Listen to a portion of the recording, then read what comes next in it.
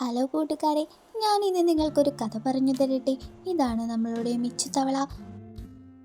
മിച്ചുത്തവള വളരെ സങ്കടത്തിലിരിക്കുകയാണ് കേട്ടോ. എന്താണെന്നറിയാമോ? തനിക്ക് പാരമ്പര്യമായി കിട്ടിയ രത്നക്കല്ല് കാണാതായി. അതാണ് മിച്ചുത്തവളയുടെ സങ്കടത്തിനുള്ള കാരണം കേട്ടോ. സുഹൃത്തുക്കളായ പക്ഷികൾ ഓരോരുത്തരോടായി തവള തൻ്റെ വിഷമമെല്ലാം അറിയിച്ചു. അങ്ങനെ എത്ര ദൂരം താണ്ടിയിട്ടും അവർക്ക് രത്നം കണ്ടെത്താനേ ആയില്ല. അവസാനം പൊന്മാൻ്റെ അടുത്തും എത്തി. എന്നിട്ടും കണ്ടെത്താനായില്ല. ഇനി എന്തു ചെയ്യുമെന്ന വിഷമത്തിലായിരുന്നു എല്ലാവരും. ഇനി നമുക്കത് കണ്ടുപിടിക്കാനാവില്ല എന്ന് തോന്നുന്നു മിച്ചു. നമ്മൾ ഇനി എന്ത് ചെയ്യും? മാഞ്ചു പക്ഷി മിച്ചുത്തവളയോടായി പറഞ്ഞു.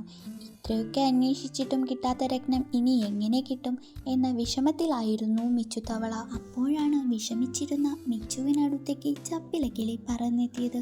വിഷമത്തിൻ്റെ കാരണമന്വേഷിച്ച കിളിയോടായി സംഭവിച്ചതെല്ലാം മിച്ചു പറഞ്ഞു.